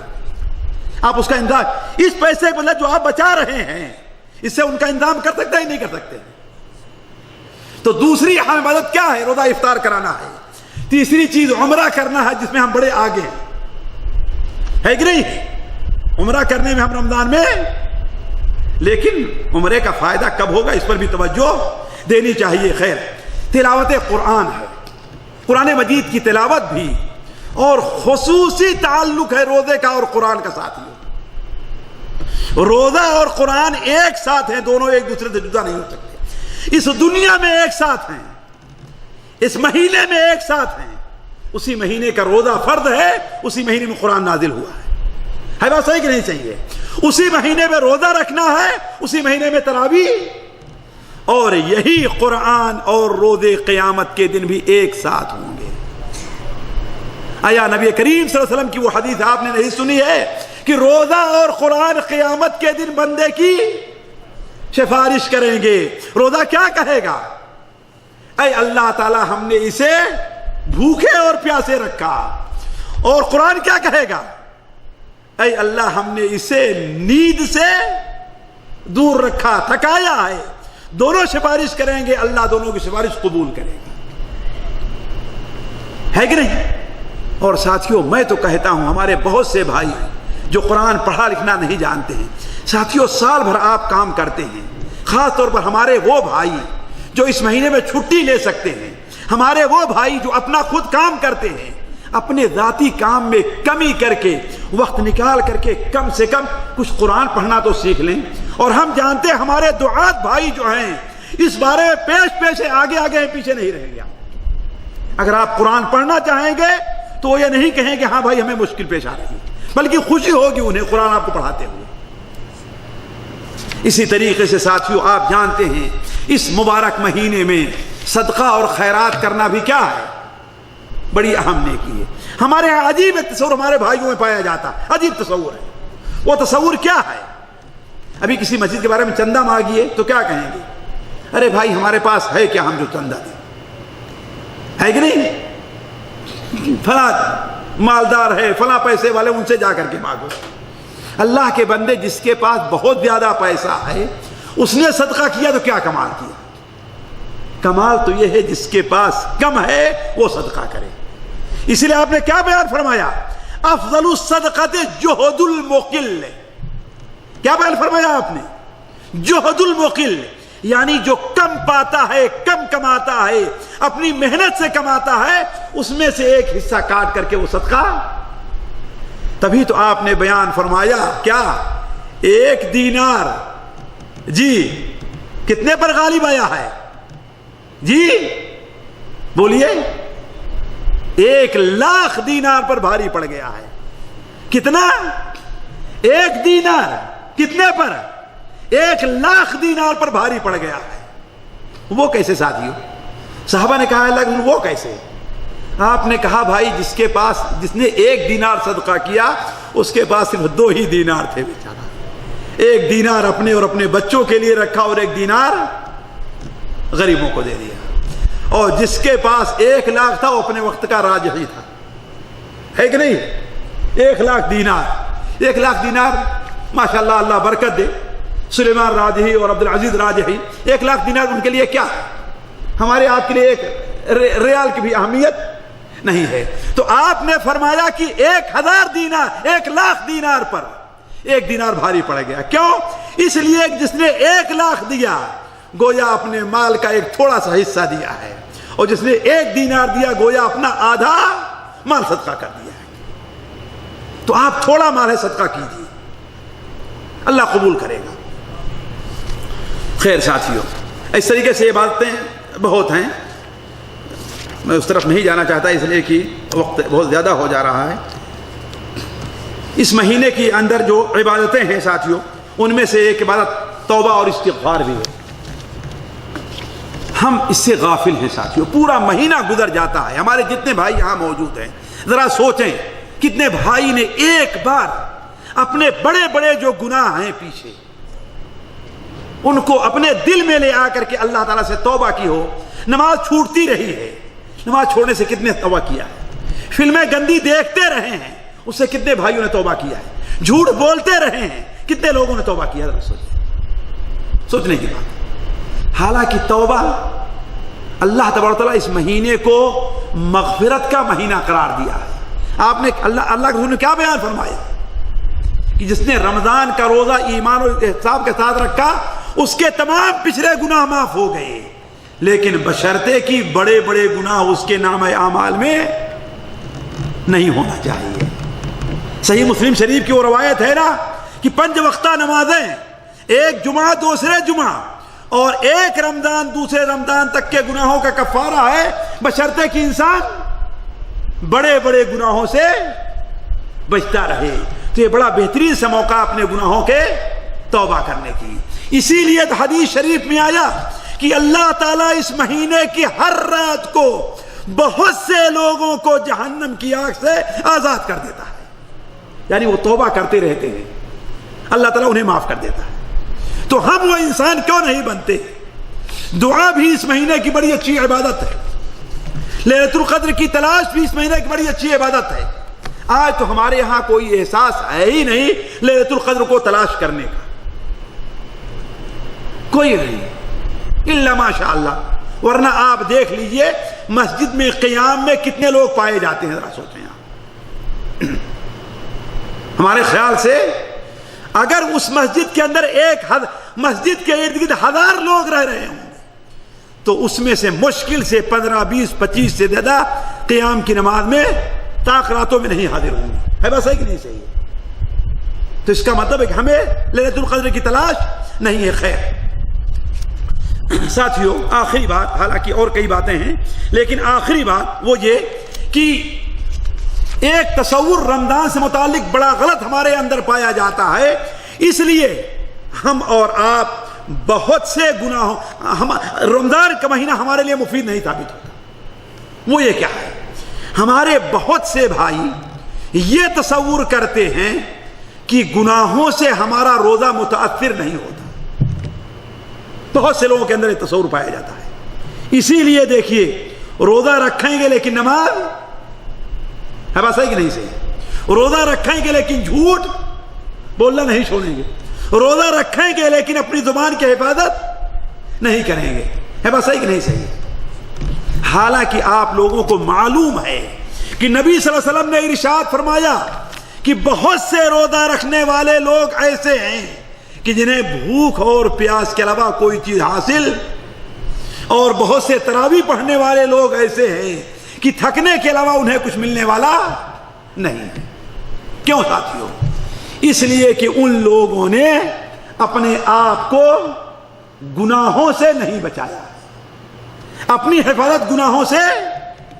ساتھیوں، میں پڑھ رہا تھا مصنف ابن ابی شیبہ تو مجھے ملا کہ بعض سلف جن میں حضرت ابو ہریرہ کا بھی نام آتا ہے کہ جب روزے کا دن ہوتا تھا، جب وہ روزہ رکھتے تھے تو مسجد میں یا اپنے گھر بیٹھ جایا کرتے تھے، باہر نہیں جاتے تھے۔ کیوں؟ کہ کہیں روزے کی حالت میں کوئی گناہ کا کام ہم سے نہ سرزد ہو جائے۔ یہ لوگ تھے جو روزے کو روزہ سمجھتے تھے، جو رمضان کو رمضان۔ تبھی تو مصنف ابن ابی شیبہ میں حضرت جابر عبداللہ کی روایت بالکل صحیح سند سے مروی ہے، وہ بیان فرماتے ہیں کہ تمہارا روزے والا دن اور غیر روزے والا دن دونوں برابر نہیں ہونا چاہیے۔ جب تم روزہ رکھو تو تمہارا ہاتھ بھی روزہ رکھے، تمہارا کان بھی روزہ رکھے، تمہاری آنکھ بھی روزہ رکھے اور تمہاری زبان بھی روزہ رکھے۔ تو ہم بہت یہ سمجھتے ہیں کہ روزہ کس چیز کا نام ہے؟ صرف بھوکے رہنے کا اور گناہ کے کام سے ہمارا روزہ متاثر۔ حالانکہ ساتھیوں، بعض گناہ کے کام ایسے ہیں، ایسے بعض گناہ کے کام ہیں کہ روزہ ہی نہیں بلکہ انسان کی ساری عبادتیں رائے گاہ برباد ہو جاتی۔ انہی میں سے شاید آپ کو وہ بتایا ہو کہ ایک انسان بسا اوقات اپنی زبان سے ایک کلمہ نکالتا ہے بس، جیسا کہ صحیح مسلم شریف کی روایت ہے نا، جندب بن عبداللہ کی صحیح مسلم کی روایت ہے کہ ایک شخص نے اپنے بھائی سے کیا کہہ دیا کہ اللہ تعالیٰ تجھے کبھی نہیں معاف کرے گا۔ یہی اتنا کہا تھا کہ اللہ نے اس کی ساری نیکیوں کو تباہ اور برباد کر دیا۔ تو روزہ رکھیں تو ہمیں اور آپ کو گناہ سے ہی پرہیز، اور خاتمہ اس بات پر ہے کہ ہم روزہ تو رکھتے ہیں لیکن روزے کی حالت میں بہت سے ایسی غلطیوں کا ارتکاب کرتے ہیں جو روزے کی مشروعیت کے منافی ہے. بدقسمتی سے آج یہ چیز بہت عام ہے. یہ ہم سے ایک آدمی نے سچ بتایا. دیکھیے انہی غلطیوں میں سے ایک غلطی یہ ہے کہ اگر ہمارے اندر ہے لیکن اتنے اونچے پیمانے پر نہیں ہے کہ رمضان کے مہینے میں لوگ کھانے اور پینے کی چیز خریدنے میں بڑی فضول خرچی سے کام لیتے ہیں اور حدیث بھی پیش کرتے ہیں. وہ حدیث کیا ہے کہ شہر یزاد فیہ رزق المومن. یہ وہ مہینہ ہے جس مہینے مومن کی روزی بڑھ جایا کرتی ہے, لہذا خوب خریدو. بلکہ ایسے بھی واقعات آئے ہیں ساتھیوں کہ اس رمضان کے لیے سامان خریدا ہے اور آئندہ رمضان آنے سے پہلے اسے پھینک دیا گیا ہے.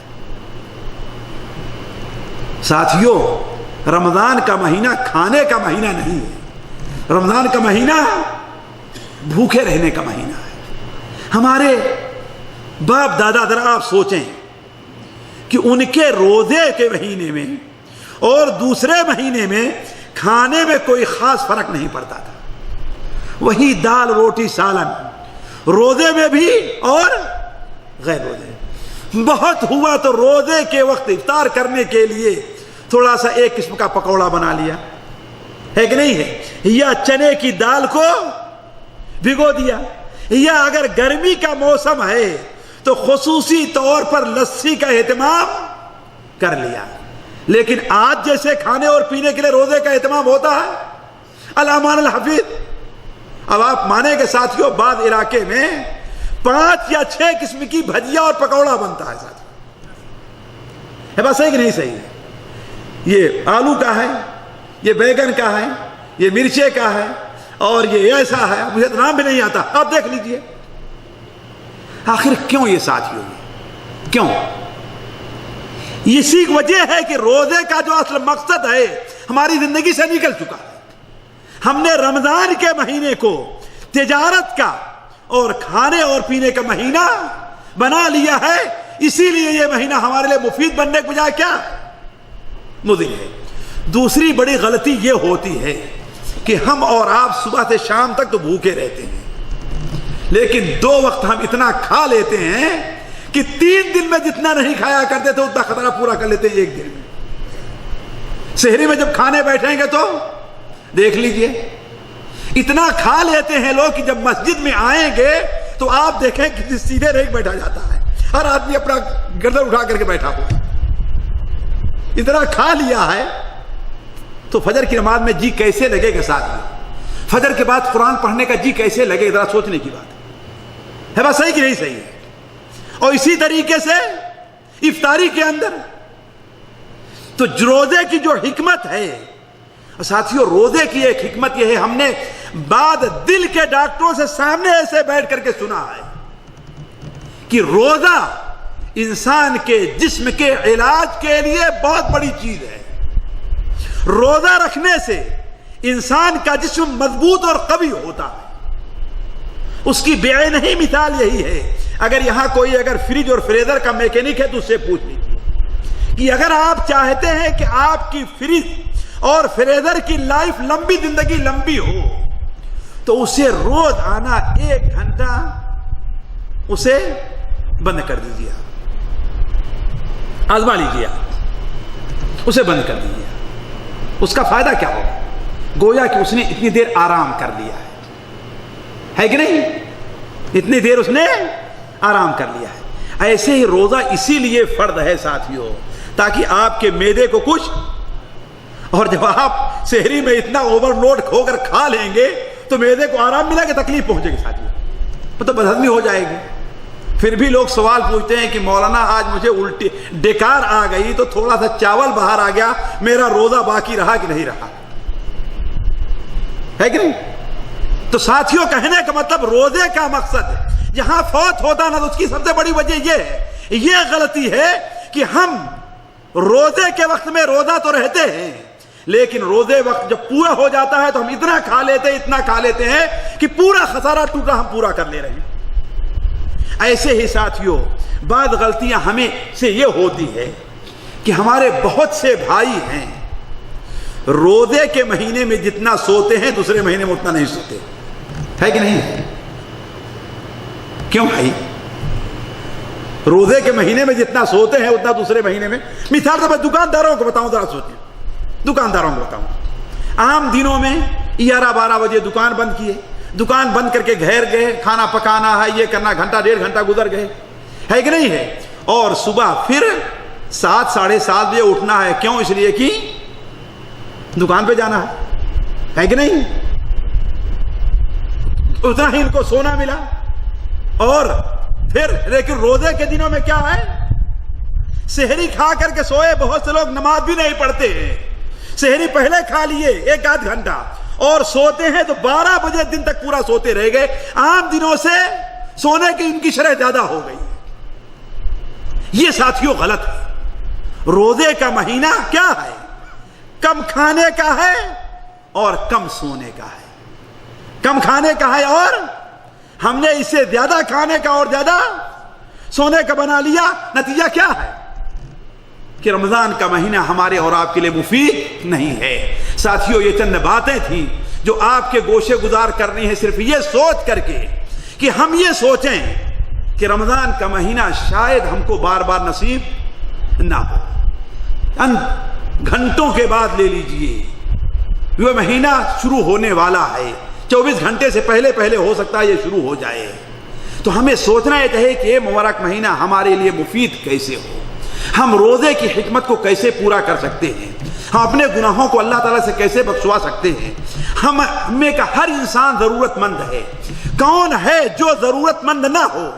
کوئی ہم سے کہتا ہے مولانا دعا کیجئے، کوئی ابو محمد سے کہتا ہے، کوئی آپ سے کہتا ہے، کوئی یہاں آ کر کے دعا کرواتا ہے، جبکہ تیرا رب یہ وعدہ کر رہا ہے کہ ہر مسلمان بندے کی کوئی نہ کوئی دعا روزانہ رمضان میں ضرور قبول کی جاتی ہے۔ یہ اللہ تعالیٰ کا وعدہ ہے۔ تو دعا کر کے اپنی اللہ تعالیٰ سے کیوں نہیں مانگ لیتا ہے؟ تو اللہ تعالیٰ سے دعا ہے کہ اللہ تعالیٰ ہمیں اور آپ کو اس مبارک مہینے کی قدر کرنے کی توفیق عطا فرمائے۔ اللہ تعالیٰ ہمیں اور آپ کو اس مبارک مہینے تک زندہ رکھے اور اس مبارک مہینے کو ہمارے لیے مہینے سلامتی کا مبارک مہینہ قرار دے۔ اللہ تعالیٰ ہمیں اور آپ کو اور پوری امت مسلمہ کے لیے اس مہینے کو خیر اور برکت کا مہینہ قرار دے۔ اللہ تعالیٰ ہمیں اور آپ کو نبی کریم صلی اللہ علیہ وسلم کی سنت کے مطابق روزہ رکھنے، تراویح پڑھنے اور اس مہینے بات کرنے کی توفیق عطا فرمائے۔ سبحانک اللہم و بحمدک، اشہد ان لا الہ الا انت، استغفرک و اتوب الیک۔ السلام علیکم ورحمۃ اللہ وبرکاتہ۔ یہ تھے فضیلت الشیخ مقصود الحسن فیضی حفظہ اللہ تعالی، ہماری تربیت فرما رہے تھے کہ رمضان کو کس طرح گزارا جائے۔ اللہ تعالیٰ سے دعا ہے کہ اللہ تعالیٰ ہمیں شیخ محترم کی نصیحتوں پر عمل کرنے کی توفیق عطا فرمائے۔ آمین۔ حقیقت بات ہے کہ اگر ہم نے ان باتوں پر عمل کر لیا، کہ جتنا مجمع یہاں بیٹھا ہے، جتنے لوگ دوست بھائی ساتھی بزرگ بیٹھے ہیں، اگر ہم نے ان باتوں پر عمل کر لیا تو باذن اللہ سارے کے سارے بخشے جائیں گے انشاءاللہ۔ انشاءاللہ اللہ تعالیٰ ہمیں ان نصیحتوں پر عمل کرنے کی توفیق عطا فرمائے۔ بڑی قیمتی باتیں ہیں بھائیو، یہاں سے آپ جو سنتے ہیں اس کو ذہن میں بٹھایا کریں اور پھر کوشش کریں کہ آپ اسے عملی زندگی میں اختیار کریں۔ بہت ہی اہم باتیں اور بڑی ہی قیمتی باتیں، اللہ عمل کی توفیق عطا فرمائے۔ اگر کسی بھائی کا کوئی سوال ہو تو آپ شیخ صاحب سے کر لیں، کسی بھائی کی طرف سے اگر کوئی سوال ہے تو۔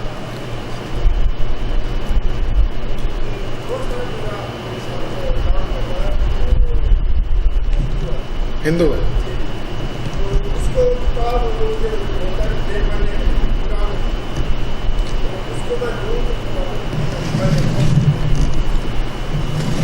بھائی کا سوال سن لیا آپ لوگوں نے نا۔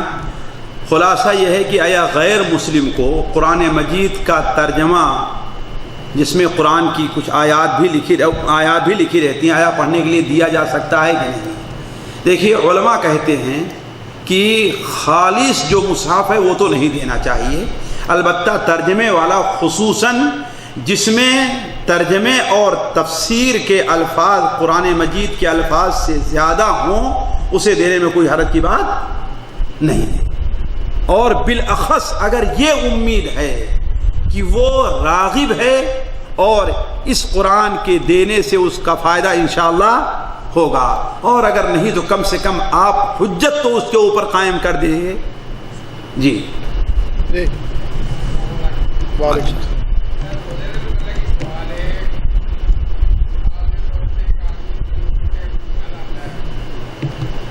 جی سننا. ٹھیک ہے گل تو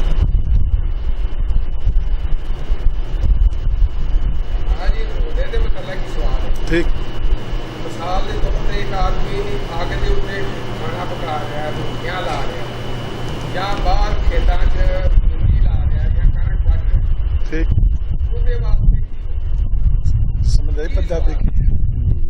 دکاندار کا سوال نہیں ہے کہ سوال ہے گرمی کے جو کام کر رہے ہیں. یہ سوال بڑا اہم ہے، بڑا ہی اہم سوال ہے. ایسے حضرات کے جو بڑا مشقت والا کام کرتے ہیں انہیں کرنا پڑتا ہے، جیسے کہ کوئی ہوٹل پہ تندور پہ روٹی لگانے کا اس کا کام ہے تو آگ کے سامنے سارا دن اس کا گزرتا ہے، اور اسی طرح کھیتوں میں اس کو کام کرنا پڑتا ہے گرمی میں. جیسے ابھی کھجور کا موسم ہے تو کھجور میں لوگوں کو کام کرنا پڑے گا، بڑا مشقت والا کام ہے. تو بھائی نے جو بات کی پاکستان میں ہمارے ملکوں میں گندم لگانا، چاول لگانا، یہ مشقت والے کام ہیں.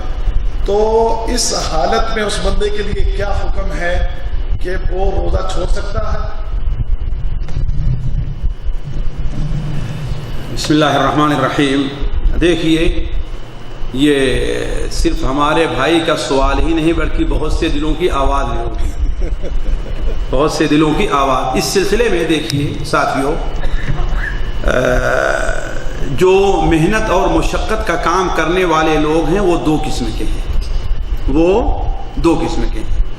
ایک قسم کے لوگ تو وہ ہیں کہ جو ان دنوں میں وہ فرصت لے سکتے ہیں، ان دنوں میں وہ فرصت لے سکتے ہیں.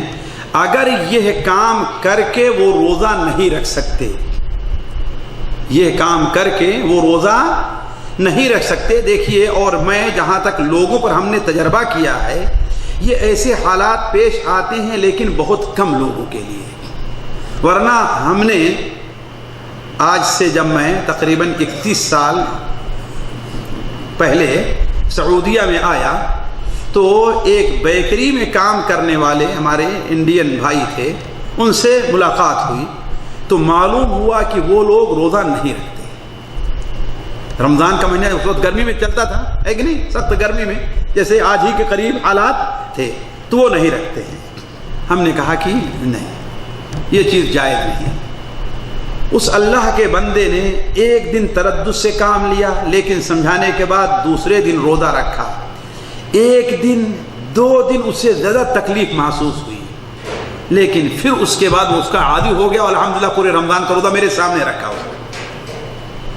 تو لیکن بعض لوگ ہوتے ہیں ان کے اندر اتنا قوت تحمل اور برداشت نہیں ہوتی. تو ایسے لوگوں کے بارے میں یہ ہے کہ کیا وہ لوگ چاہے جس میدان میں کام کرنے والے ہیں، ان لوگوں کا اپنا یہ ذاتی کام ہے یا وہ نوکر ہے؟ اپنا ذاتی کام ہے تو اب ان کے لیے میں یہ سمجھتا ہوں کہ رخصت نہیں ہے. کیوں؟ اس لیے کہ وہ آگے پیچھے اپنا معاملہ کر سکتے ہیں، آگے پیچھے اپنا معاملہ وہ کر سکتے ہیں. اگر نہیں کر سکتے، مجبور ہیں، فعلاً مجبور ہیں، تو یہ ان کے اور اللہ کے درمیان کا معاملہ ہے. انہیں اجازت ہوگی کہ یہ روزہ افطار کریں، لیکن کیسے؟ روزانہ وہ روزہ رکھنا شروع کریں گے. ذرا سن لیں گے، یہ بات لمبی ہے، اس کو ہم نے ویب سائٹ میں مزدور کے روزے کے نام سے ایک عنوان ہم نے لکھا ہے. اگر جو بھائی ویب سائٹ والے ہیں اس کو اگر پڑھ لیں تو فائدہ ہوگا. مزدور کا روزہ، تو وہ روزانہ روزہ رکھنا شروع کریں گے.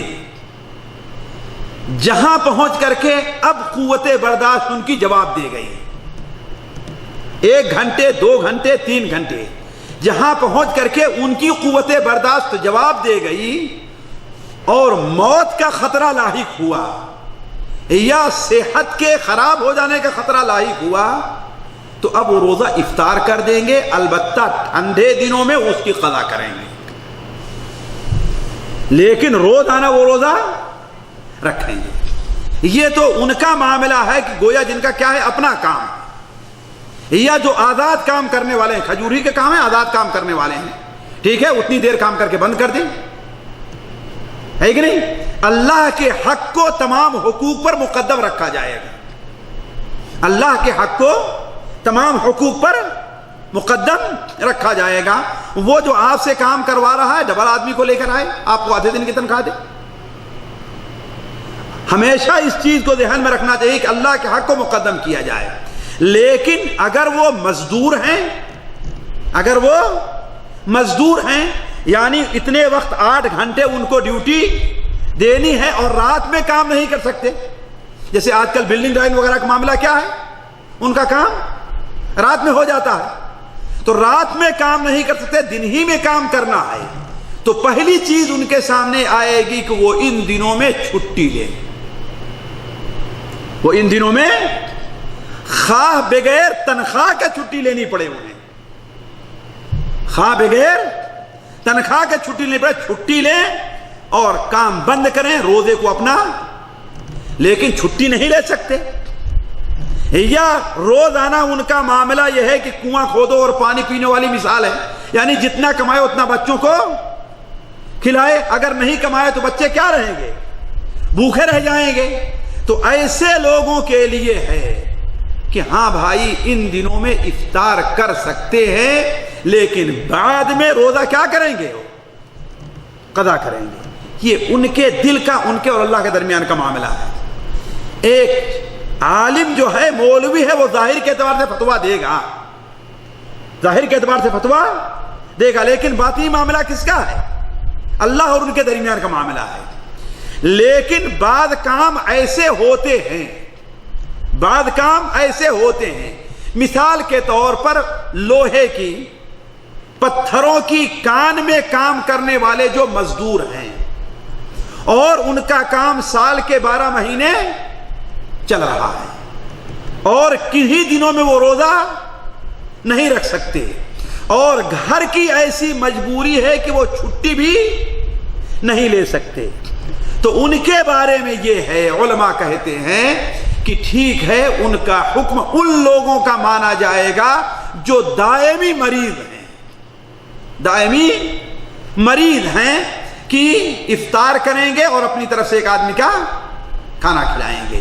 یہ اختصار کے ساتھ اس بات کا جواب ہے۔ جی بات میں دونوں کا جو ذکر ہوا ہے، کام میں کام کرنے والے یا مزدور، ان کے لیے اپنے کام کی افطار کریں گے، تو کیا وہ بھی پہلے والے آدمی کی طرح روزہ رکھیں گے، جب صبر نہ ہوگا تو چھوڑیں گے، پھر بعد میں قضا دیں گے؟ دیکھیے، اس سلسلے میں علماء کے 2 قول ہیں، لیکن چونکہ وہ مزدوری ہے، اپنا کام چھوڑ نہیں سکتے ہیں، لہذا وہ شروع سے افطار کر سکتے ہیں اپنا۔ جی کس میں؟ ہاں، وہ افطار سحری دونوں کروائے گا یا صرف؟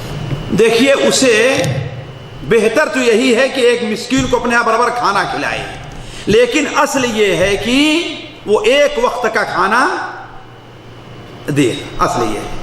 لیکن اگر کسی کو اپنے ساتھ رہ کر کے دونوں جیسے خود کھاتے ہیں گھر والے ویسے کھانا کھلاتا ہے تو یہ افضل طریقہ ہے۔ یا ایسا بھی ہو سکتا ہے کہ 1.25 کلو ایک دن کے لحاظ سے اسے غلہ دے دے، 1.25 کلو چاول ہو، 1.25 کلو گیہوں ہے، 1.25 کلو کھجور ہے، اس کے لحاظ سے کیا کرے، اسے غلہ اور کھانے کی چیز دے دے۔ جی جزاکم اللہ خیر۔ بھائیو 3-4 دن پہلے جی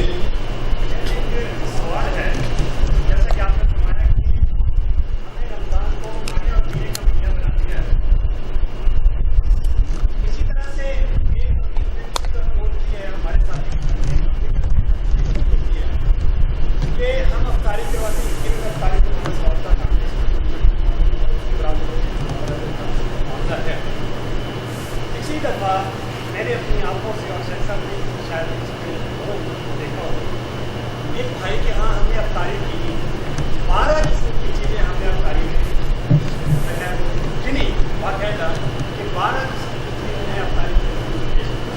اس معاملے میں کیا یہ مثال تعلیم ہے، یا کیا یہ صاحب ہے، یا سامان کی خدمت ہے، یا مطلب ہے جو روزگار ہے اس کا احترام ہے، کیا؟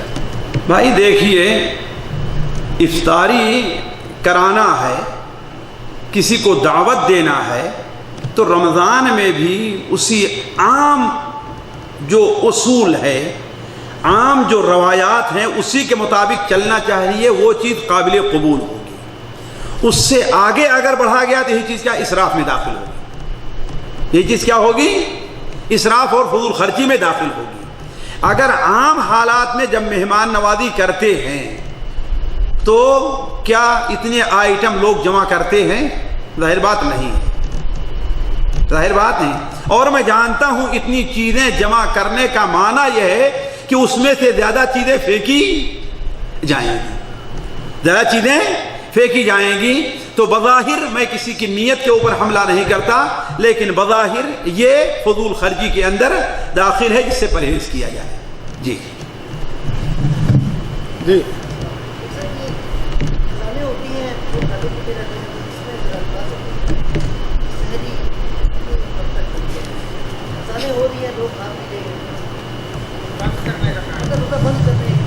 بھائی دیکھیے، اس سلسلے میں دو قسم کے لوگ ہیں۔ ایک لوگ تو وہ ہیں جو پہلے سے کھاتے پیتے آ رہے ہیں، ایسے لوگوں کے لیے ضروری یہ ہے کہ جیسے اذان شروع ہو، اور اذان کا اعتبار نہیں ہے، ہر آدمی کے پاس آج گھڑی موجود ہے۔ بسا اوقات اذان میں بعض مؤذنین اس وقت اہتمام نہیں کرتے، کوئی جلدی کرتا ہے اور کوئی لیٹ کرتا ہے۔ ہر آدمی کے پاس گھڑی موجود ہے اور کیلنڈر بھی، جنتری بھی ہر آدمی کے پاس موجود ہے، تو یہ دیکھے وقت ہو جائے تو فوراً بند کر دے۔ البتہ بعض ہمارے وہ بھائی خصوصاً جو محنت وغیرہ کا کام کرتے ہیں، ایسے وقت میں اٹھے کہ اب اذان شروع ہونے والی ہے، وہ پانی لیے ہاتھ میں پی رہے ہیں کہ اذان شروع ہو گئی، تو ایسے لوگوں کو اپنی ضرورت پوری کر لینی چاہیے۔ نبی کریم صلی اللہ علیہ وسلم کا فرمان ہے کہ جو شخص پانی پی رہا ہے یا کھانا کھا رہا ہے، اذان شروع ہو گئی تو اس سے اپنی ضرورت کو پوری کر لے۔ کیوں؟ اس لیے کہ بعض روایات میں ہے کہ مؤذن اذان کب دیتا جبکہ وقت ہو جاتا تھا۔ تو اسی لیے ہم نے کہا دو صورت ہے، ایک تو یہ ہے کہ پہلے سے کھا رہا ہے اور جس میں اس کی ضرورت پوری ہو جائے اتنا کھا لیا ہے، تو اب اذان ہو گئی تو فوراً اسے۔ لیکن ایک ایسا آدمی ہے کہ جیسے برتن لیا، پانی پینا شروع کیا اور اذان ہو گئی، تو اسے اپنی ضرورت کو پوری کر لینی چاہیے۔ البتہ ہمارے بعض بھائی اس کا جو یہ فتویٰ لگائے ہیں کہ ہاں بھائی ابھی تو اذان شروع ہوئی، اذان ختم نہیں ہوئی، ابھی تو اذان شروع ہوئی، اذان ختم نہیں ہوئی، لہذا کھاتے رہو، یہ بات غلط ہے۔ یہ بات کیا ہے؟